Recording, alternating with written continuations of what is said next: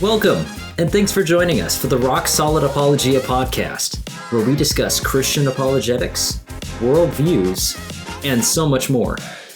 We're so glad that you're listening with us today. Feel free to like, subscribe, and hit the notification bell to keep up with all the latest news over at RSA. Now, on to today's podcast episode. Welcome to the world's one and only apologetic satire podcast. I'm Will England, editor-in-chief of Rock Solid Apologia, and joining me today are three special guests. Bob Ross, hey Bob, and my co-host, my sister Elizabeth, who is a realism oil painter, and Megan Almon. Megan Almon has worked with Life Training Institute and has an MA in Christian apologetics from Biola University.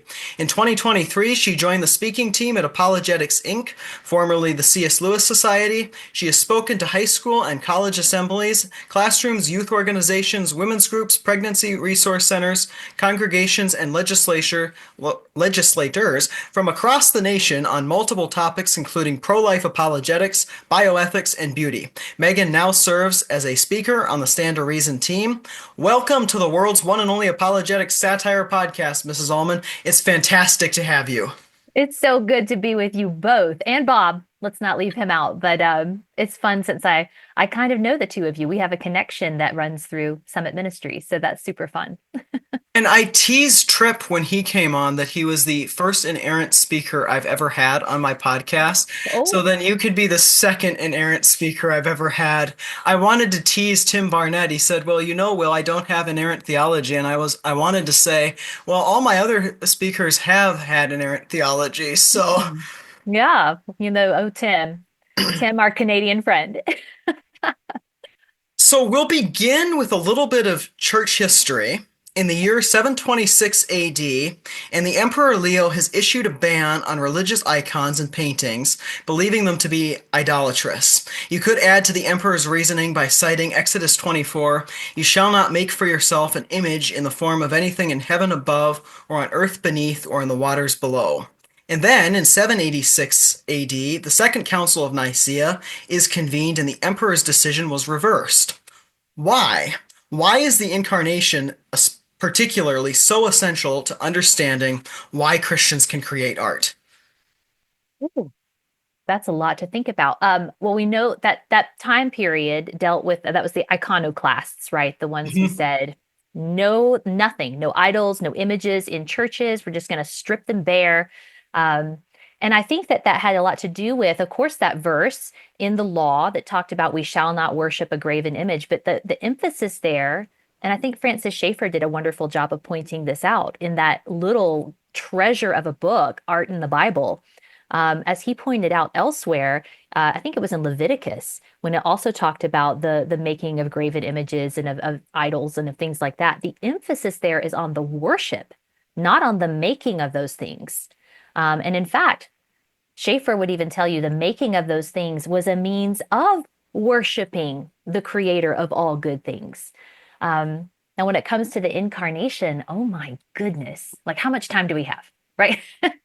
The incarnation, I think that, and Elizabeth, you could totally speak to this too. I think that artists, when they create art, it is a type or a snapshot of the incarnation, in that what artists really do is they take things that we just kind of apprehend and they put them in a location, right? So that we are able to comprehend the things that we only apprehended before. The incarnation is what that would happen with God, right? We apprehend God. We see the world that he's made. We learn of him in the special revelation of Scripture, which I do think is inerrant. So there's that. Maybe that's my inerrant theology right there. The word of God is inerrant and true, but we learn of him in Scripture. But it takes this concept we had of God, and it gave him, and I'm borrowing here from the contemporary poet and priest Malcolm Guite. It gave him a local habitation and a name, right? Jesus was God in flesh, that we were able to see him and what he was like and how he would be walking around amongst us in the world that he had made. And so I think anytime artists create something, they give those ideas a local habitation and a name, albeit in a lesser sense than the incarnation. We don't create ex nihilo like God did. We don't make things out of nothing. We use what he gave us. And in our limited human capacities and our imago Dei status that he gave us, we have this capability of creating and making the world more beautiful with the gifts that he's given us. And from the pieces I was reading, one of the books I was reading was talking about how the incarnation, if God can become man and himself an image bearer, it cannot be wrong inherently to create images if Christ himself would stoop to become man in that way. Yes, that's lovely. Lovely thought. Mhm. Um, so already going a little bit out of order, but we have this idea of transcendent virtues, truth, goodness, and beauty. And these are transcendent virtues. Help us understand a little bit more what it means that something is transcendent, and then we'll tie this back to the incarnation too in the big picture of things before drilling down on the specifics of creating art. Right, I'll do the best I can because there are many who have said this, of course, much better than I can. But I think when it comes to transcendent things, especially truth, goodness, and beauty, for there to be a real truth, for there to be a real goodness, I think in some ways it's easier to see with those two, and for there to be a real beauty, there has to be a standard by which we judge all of these things. How can we know what's true? Well, we have the standard that we would that apply that to and say, does it hold up to the standard or is it not according to the standard? For goodness, same kind of thing. There's a standard of what the ideal good is that we can look at and go, is this good or is this a departure from that good? But for that standard to be there, it has to be beyond us. In that sense, transcends us. Otherwise, all we have as a standard is what each of us create for ourselves, which is where we get that term subjective. It's subjective. I create it. I'm the one who makes it true by believing it. But I think with goodness, truth, and beauty, it's not our believing a thing that makes it true. It's not our not believing a thing that makes it not true. In that sense, it's not subjective. Truth, goodness, and beauty are objective things. We have the standard, and in this case, the standard is God Himself, the character of God, and what He has revealed to us that gives us truth, the person of Christ, right? He says, "I am the truth." Goodness, we have that through Him revealing Himself both in the law, but also just His moral character. And then beauty, that's the one that is a little bit more mysterious. Like, Will, we've talked about this, and Elizabeth, a little bit like, I think through Will, I've talked to you about this in the things that you talk about. Some would call beauty the marriage of, or the child of the marriage of truth and goodness. Some philosophers, other philosophers would call beauty the window through which we see truth and goodness. But beauty has that standard too. And just if you allow me to keep rambling for just a minute, the way that really hit home for me, that made sense to me for the first time, I learned it from C.S. Lewis, which don't we learn so much from C.S. Lewis? But in his book, The Abolition of Man, which isn't about beauty, right? It is about values, and beauty is one of these values he's talking about. But in that book, he's recording a conversation at the waterfall that the poet Coleridge had about two tourists who looked at the waterfall. One of them called the waterfall pretty, and the other one called it sublime, which in its definition is a lot like beauty. So we could substitute beauty for this conversation that the tourists were having. And Coleridge endorsed the second one. He said, that guy had it right. It's beautiful. But the first guy, it's not pretty. It's not just pretty. That's not a good enough term to describe it. Now, what was happening in Lewis's time is that people were taking these terms and saying, oh, those tourists, they weren't talking about the waterfall. They were just describing their feelings about the waterfall. In other words, it was totally subjective.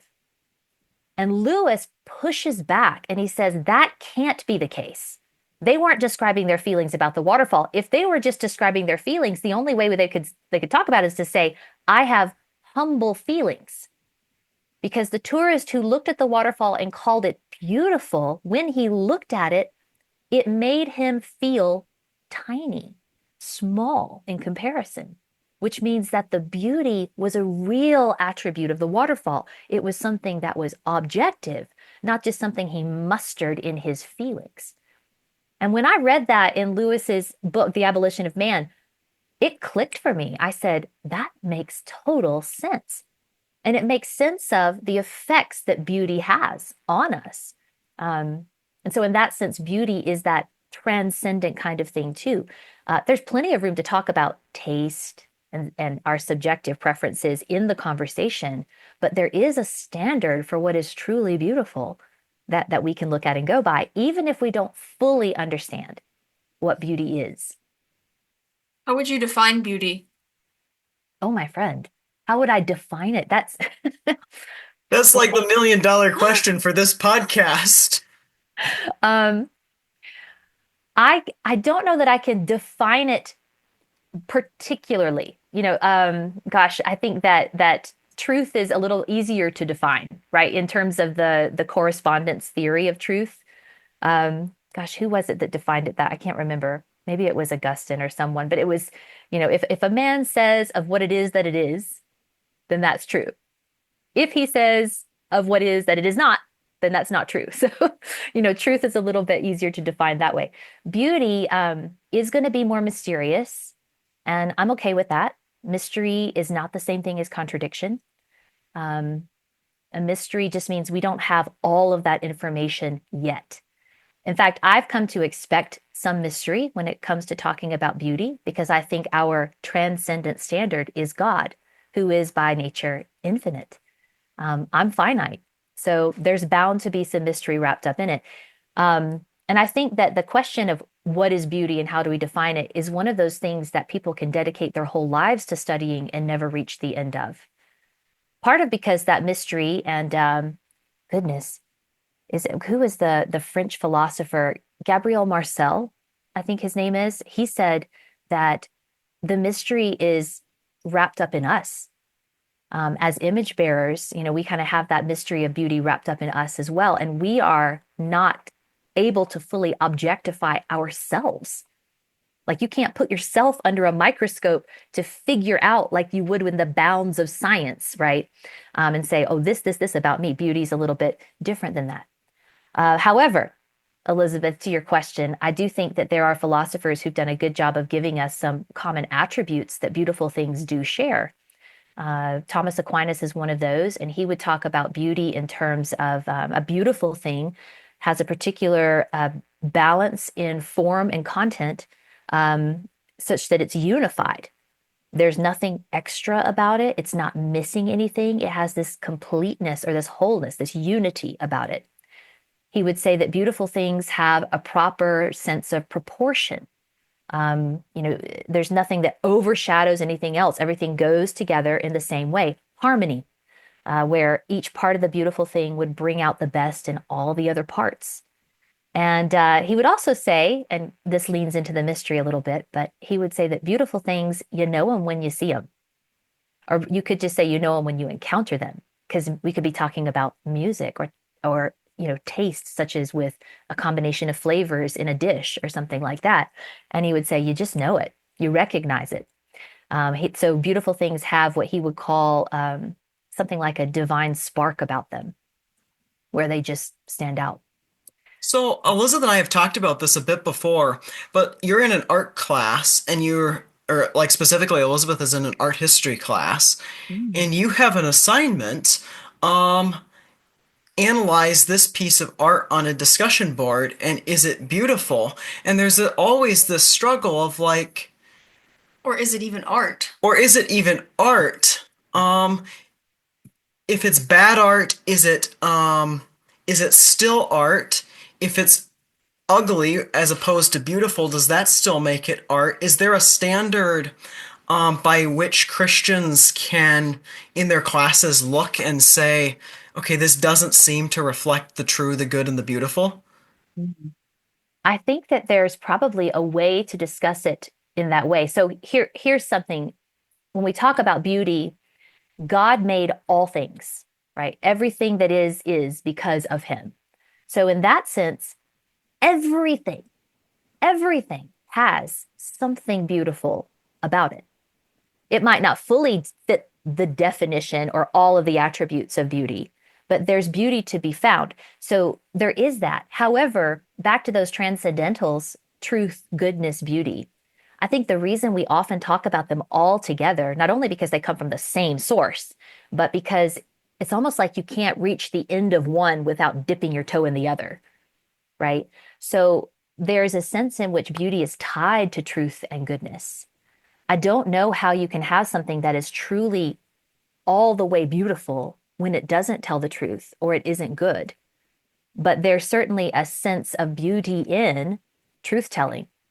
So there's art that might not be pleasing to look at, yet it tells us something true or reveals something true or something good about the world, or it reveals something evil by calling it evil. In that sense, there's a beauty about it. But this is a place where I'm still growing, learning, trying to understand, and having these same conversations to understand it. It's So almost like in The Lord of the Rings, you have The Lord of the Rings is a beautiful series, and yet it depicts a Dark Lord with orcs and violence, and it's still beautiful, but it has these depictions of reality as we know it. yeah, and it tells the truth, right? About good and evil, and good overcoming evil, and courage and bravery, and all of these things. Yeah, I think anything that you're looking at, I think you have to, there's nuance to the conversation. And that might be what makes it so tricky, right, Elizabeth, as you're trying to sort through. And I think there's probably a good thing that you're doing that in a community where you're all sorting through together and trying to discover together, is it beautiful? Is it not? Is it true? Is it not? Um, Goodness.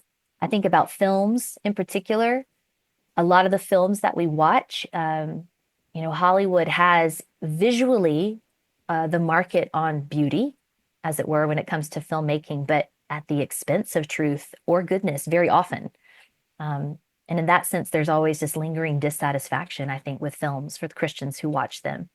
Um, so, yeah, there's so much that could be said about this, but yeah, I think you have to weigh all of that.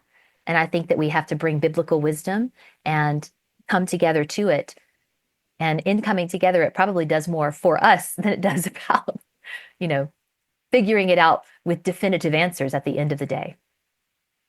So I think we've circled kind of to it, but Mhm. there's this notion in Christian circles, and because Elizabeth's a realism painter, let's talk about paintings particularly. Yeah. What makes a painting Christian? Is there such a thing as a Christian painting? How do you interact with like the idea of religious art versus non-religious art, sacred art versus secular art? Oh my goodness. Again, how much time do you have? Right. Goodness. Elizabeth, we were talking before the podcast about the painting that you painted, and I Yeah. asked you to go get it so I could see it. Can you show that to viewers so that can be part of the conversation here? Um,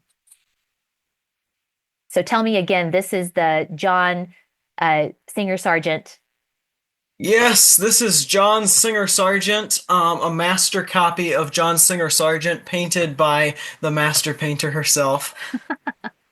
You guys who are watching, I've had a connection with Will for a little while because he was in the gap year program at Summit that my husband ran, and you guys maybe have heard Tripp's episode.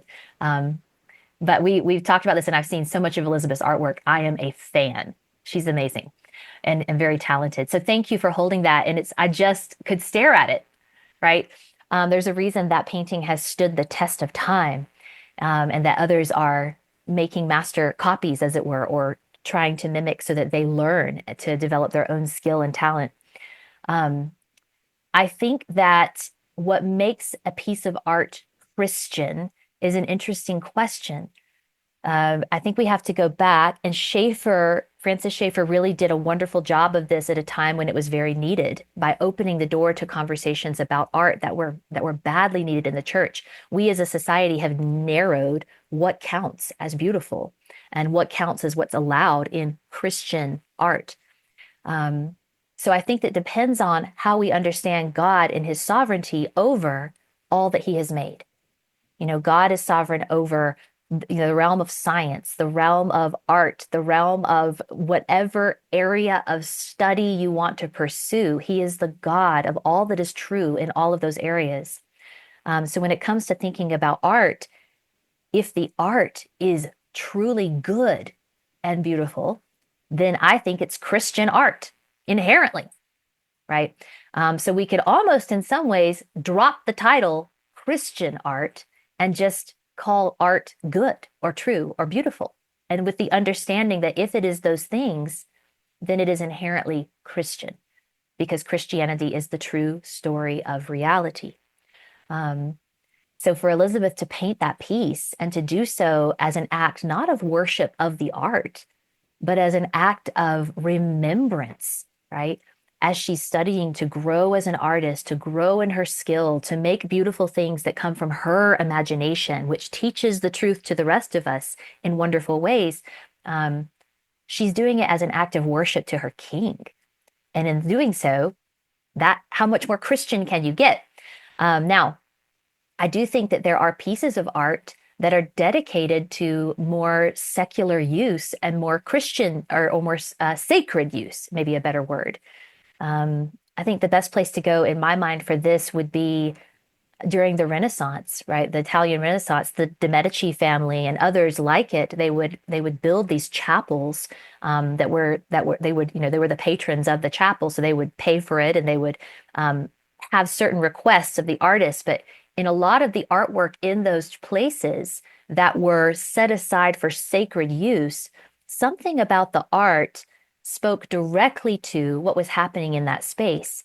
For example, I can't remember the place right off the top of my head, but in one of those particular chapels, the patrons were painted, but they were painted kneeling at the altar in a posture of prayer. So the painting of them actually teaches those who enter the space what a posture of prayer can look like. Right? There's something about sacred art that teaches more what's going on in that space or what it's dedicated for. So I guess to sum that up in a way, or try to, Will, maybe you'll do better than me, but I think that there is almost a fine line. We can kind of say, yeah, this is secular and this is sacred because of maybe the way that it's used. I have to think more about wording for that to make it clearer. But in some sense, if it is good and true and beautiful and possesses those elements, it is inherently Christian. Well, Elizabeth could possibly say it better, but one of the things she's fighting as she does Christian paintings, or quote unquote Christian paintings, is she doesn't want to be Hallmark. She wants Oh, it to be like say that. genuinely good art that both Christians and non-Christians can appreciate. And so specifically with portraiture, Yeah. um, So my goal is to be a portrait painter. And one of the things that we're all made in the image of God, so that's why people are beautiful. So how does an artist capture that beauty in a portrait? Is it just by painting them? The person I want to Oh, paint my friend, I want to paint my brother. yeah. Well, Elizabeth, you and I will have so many discussions about this, I hope. But yeah, we can start that here. I think that when God made human beings on the sixth day, um, he used different ways of describing the sixth day.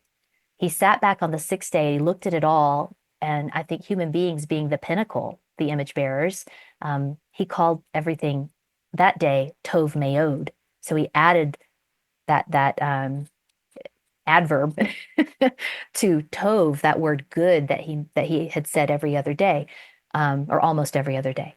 Tov meod, human beings are like, this is very good. And the word, that Hebrew word, is more like, we think of good and we kind of think like, oh, it's satisfying or it's tickles my desires or whatever fills my appetites.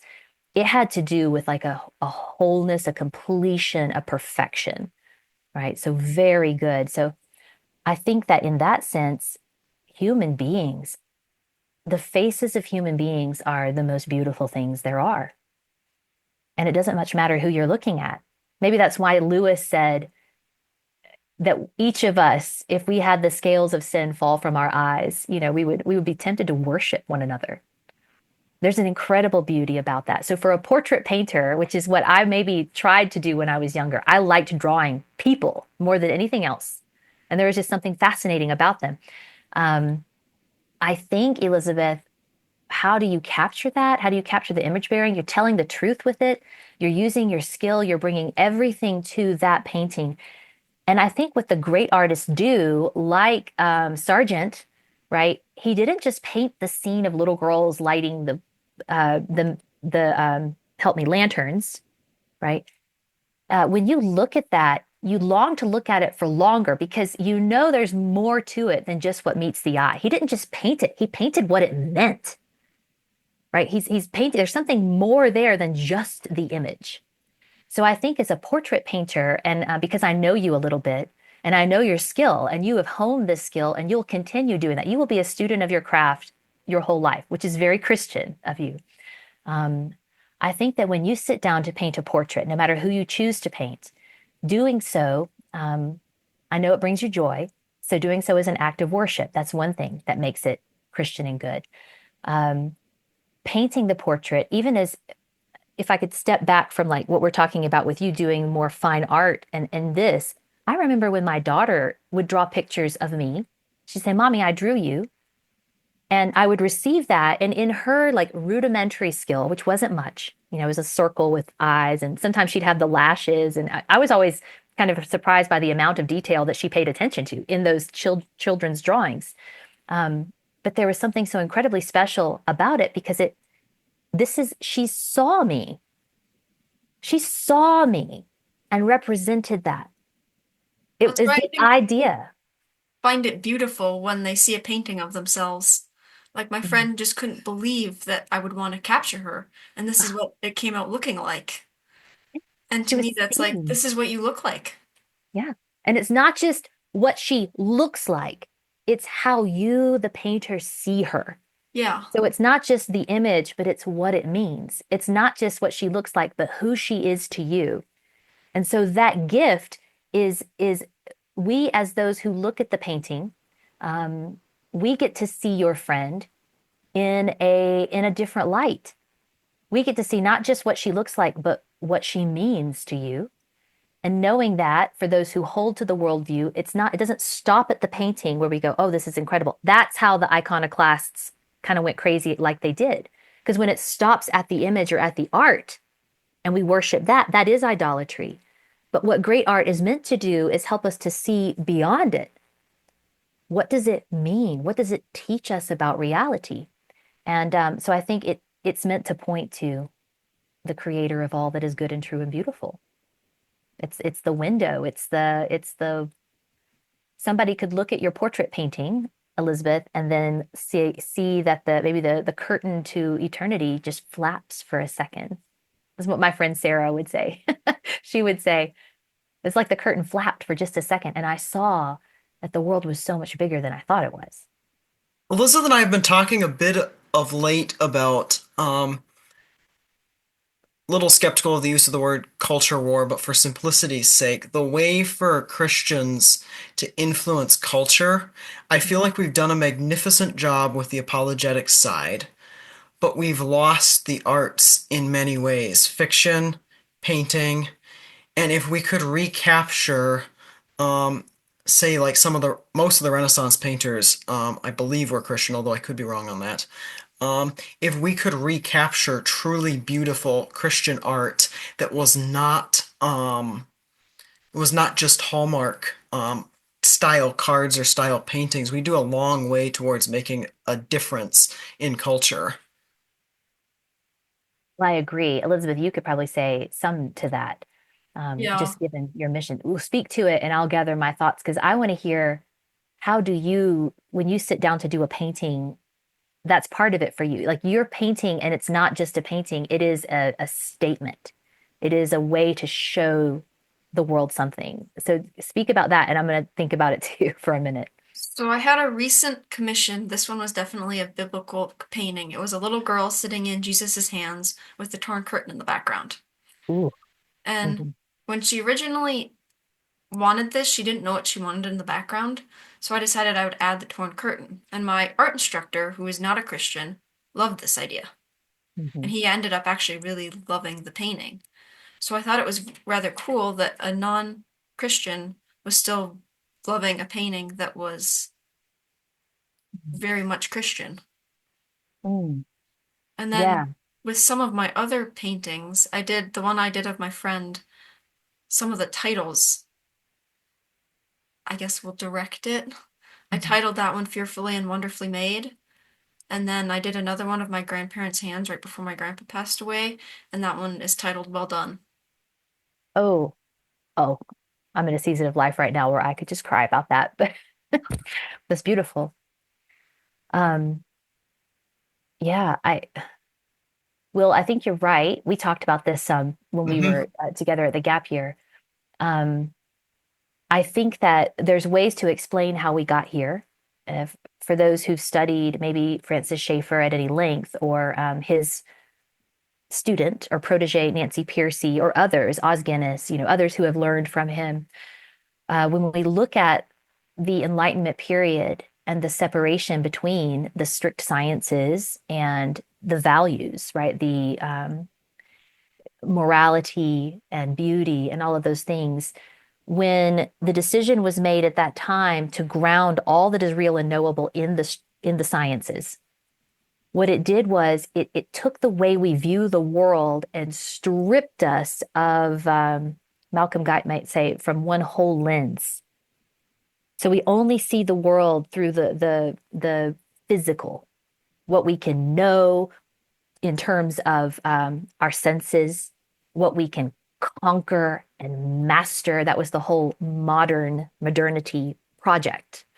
Um, and I think that we lost in that the imagination. So to your point, the problem is the imagination is a truth-bearing faculty, right? I'm borrowing words from several different teachers in that, but I believe that to be true. And that is, in my experience, to be true. And many of us, by the way, when we see a wonderful work of art, or we watch a well-done film, or read a classic that is a great story, it teaches us truths about the world and forms us in ways that a physical study of the world through science might not. Now, that's not to say science is bad. I love science, right? I think science is incredibly important. I just think that if we're going to limit reality to the strict sciences, to what we can master and conquer, and take away wonder, mystery, imagination, beauty, or make those merely subjective, which means they're not really real, if we do that, then we are living in the world that we experience in a certain way, but telling a story to ourselves about the world that is far too small.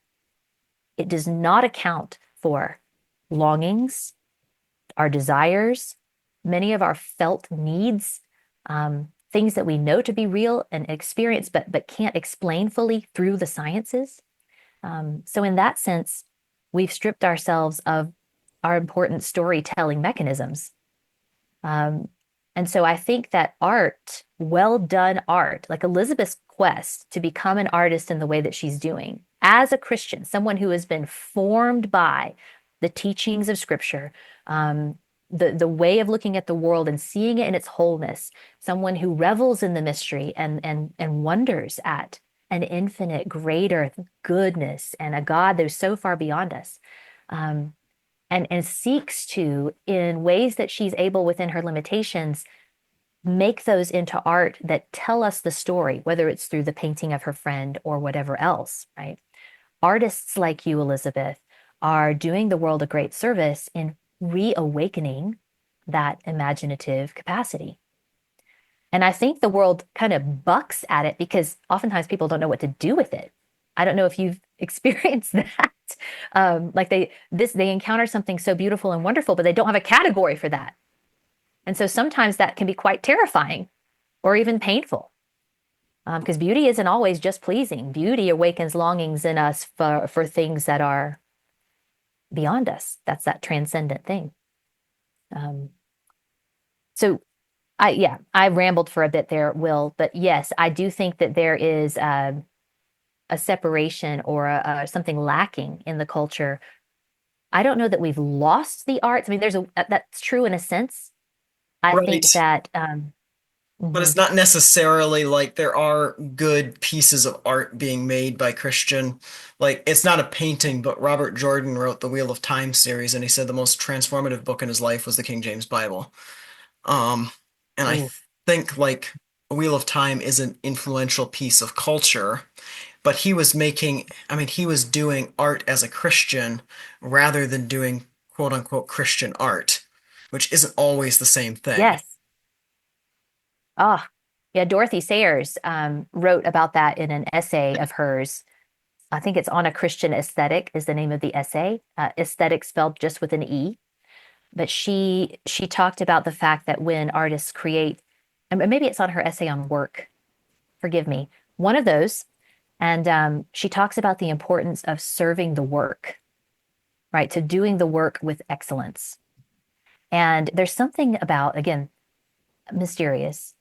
There's something about someone who has been formed by the church, um, formed by the teachings of Christianity, who sees the world with both lenses, who, when they sit down to create something, that is just going to flow out of them into the work that they make.